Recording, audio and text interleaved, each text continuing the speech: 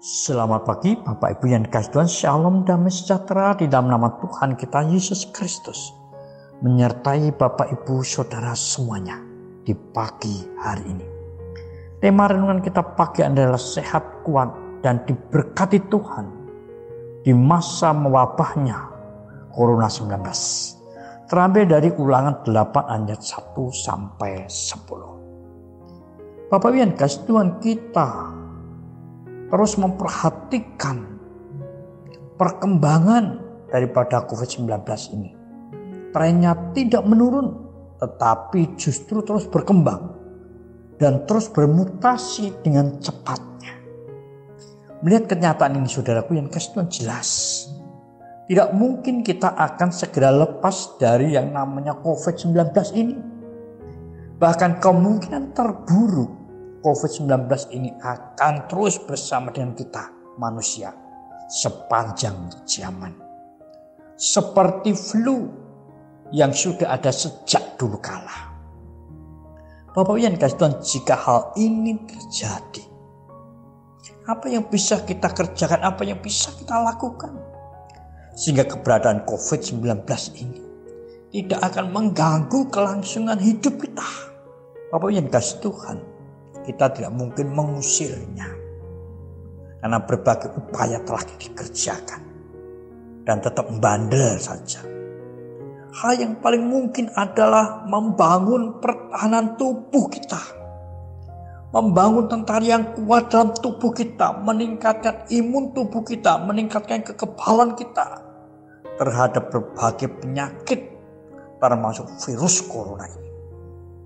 Ketika tentara dalam tubuh kita kuat, ketika imun tubuh kita, ketika kekebalan tubuh kita kuat, saudaraku, maka penyakit apa saja, virus apa saja, bakteri apa saja tidak mungkin akan bisa mengalahkan tubuh kita.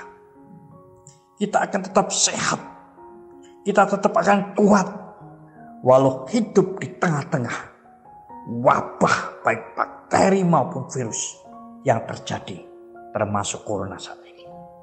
Nah, Bapak Ibu dan dikasihi Tuhan, bagaimana caranya kita mampu hidup sehat, kuat, dan diberkati Tuhan di tengah-tengah mewabahnya COVID-19 ini? Yang pertama, saudaraku, memiliki iman percaya kepada Allah. Bapak yang dikasihi Tuhan, apa sih kaitannya antara iman percaya dengan kekebalan tubuh, daya tahan tubuh? Bapak yang dikasihi Tuhan, umat Israel, untuk bisa sampai, untuk bisa menduduki tanah perjanjian, tanah Kanaan, mereka butuh waktu bukan sehari 2 hari, bukan sebulan 2 bulan, bukan setahun 2 tahun, saudaraku. Tetapi butuh waktu 40 tahun lamanya. Sangat berbeda dengan Neil Armstrong, dengan Apollo 11 yang hanya butuh waktu 8 hari 3 jam untuk bisa sampai ke bulan dan kembali ke bumi lagi. Suatu perjalanan yang begitu panjang, yang begitu lama dalam sejarah manusia, saudaraku. Yang diikuti bukan saja oleh para pria dewasa, tetapi di dalamnya ada ibu-ibu yang sedang hamil, ada ibu-ibu yang sedang menyusui, ada anak-anak, bahkan ada balita. Di dalam perjalanan itu, perjalanan yang penuh dengan kekerasan.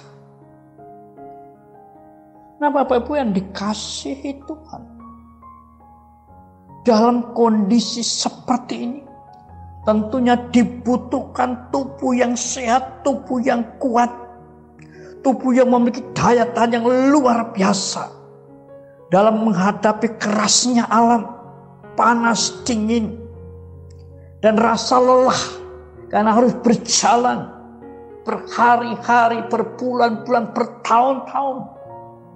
Tetapi saudaraku yang dikasihi Tuhan, mereka selalu diingatkan untuk bisa sampai di tanah perjanjian itu, syaratnya mereka harus percaya kepada Tuhan.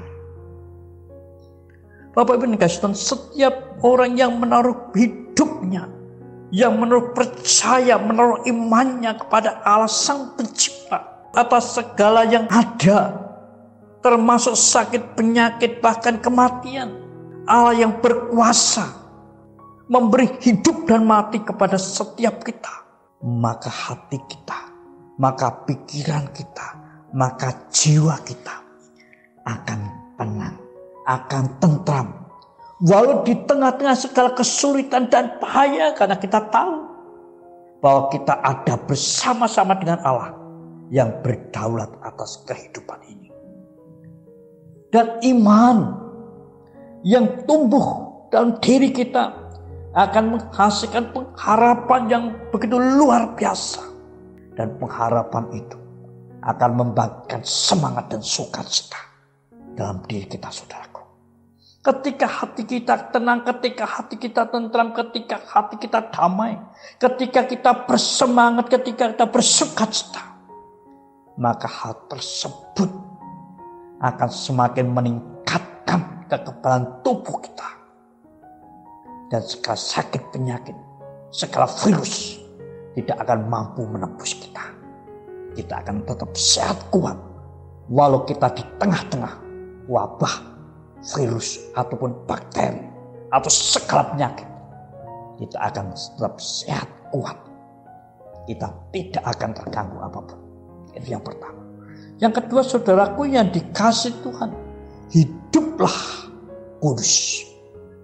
Umat Tuhan dalam segala persoalan yang terjadi, saudaraku, dalam perjalanan menuju tanah perjanjian, tanah Kanaan, senantiasa diingatkan oleh Musa untuk hidup berpegang pada perintah-perintah Tuhan, untuk hidup berpegang pada jalannya Tuhan, untuk hidup berpegang pada takut akan Tuhan.